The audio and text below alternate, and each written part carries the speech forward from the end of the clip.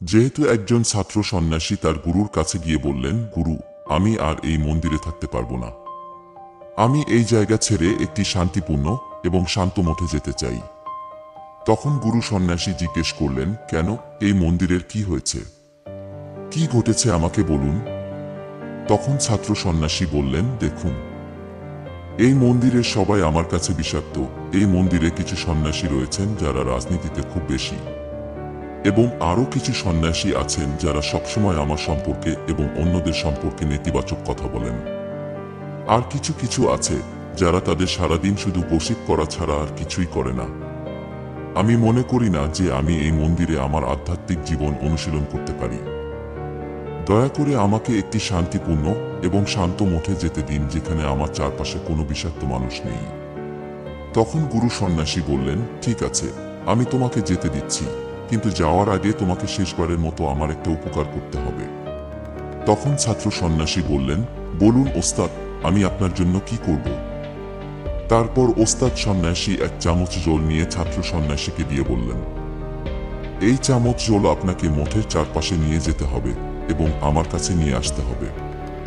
কিন্তু এখানে কৌশল, আপনি কখনই এটি থেকে এক ফোঁটা জল ছিটাবেন না। যদি না পারো, আমি তোমাকে শান্তিপূর্ণ মঠে যেতে দেব।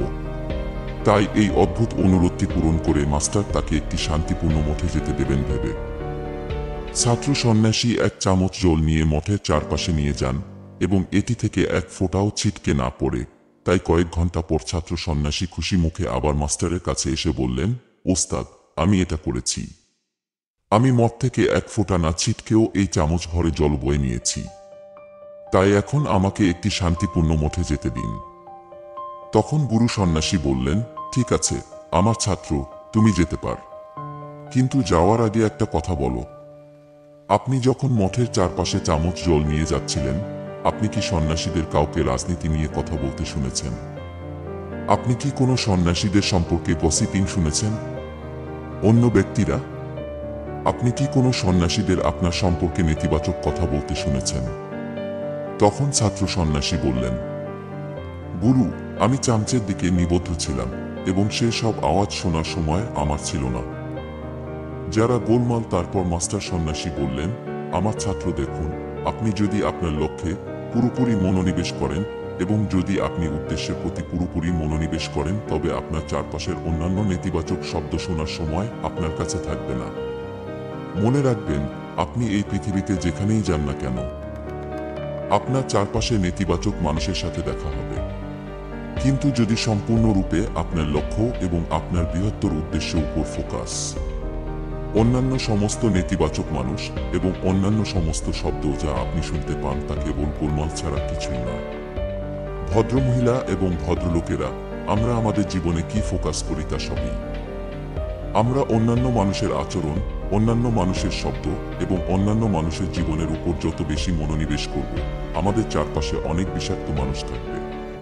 কিন্তু আমরা যদি নিজেদের, আমাদের লক্ষ্য, আমাদের উদ্দেশ্য, এই সমস্ত নেতিবাচক জিনিসগুলির প্রতি নিবদ্ধ থাকি, তবে কেবল একটি গোলমাল ছাড়া আর কিছুই হবে না। দেখুন, অন্যের সমালোচনা করা সহজ। মানুষের অন্ধকার দিক এবং নেতিবাচক দিকগুলি দেখতে সহজ, তবে উজ্জ্বল দিকগুলি দেখতে সাহসী এবং দয়ার হৃদয় লাগে। আমাদের সকলের জীবনেই অপূর্ণতা রয়েছে। আমরা ভুল করি, আমরা সবাই খারাপ পছন্দ করি, এবং সেই সমস্ত ত্রুটি, অসম্পূর্ণতাগুলি এমন জিনিস যা আমাদের করে তোলে আমরা কে। সুতরাং আপনি যখন লোকেদের সাথে কাজ করেন বা যখন আপনি সোশ্যাল মিডিয়াতে থাকেন, তখন আপনি এমন লোকদের সাথে দেখা করতে পারেন যা আপনি পছন্দ করেন না। আপনি এমন ধারণাগুলি দেখতে পাবেন যেগুলির সাথে একমত নয়। মনে রাখবেন, এই সমস্ত সময়ে নেতিবাচকতার সাথে প্রতিক্রিয়া জানাবেন নাকি ইতিবাচকতার সাথে তাদের প্রতিক্রিয়া জানাবেন তা বেছে নেওয়ার ক্ষমতা আপনার রয়েছে। ভদ্রমহিলা এবং ভদ্রলোকগণ, আপনি কি করতে চান এবং আপনার জীবনে আপনি কি ফোকাস করেন তা সবই। তাই নিজের উপর ফোকাস করুন এবং ইতিবাচকতার সাথে এটির প্রতিক্রিয়া বেছে নিন। নমো বুদ্ধহায়া, নমো বুদ্ধহায়া।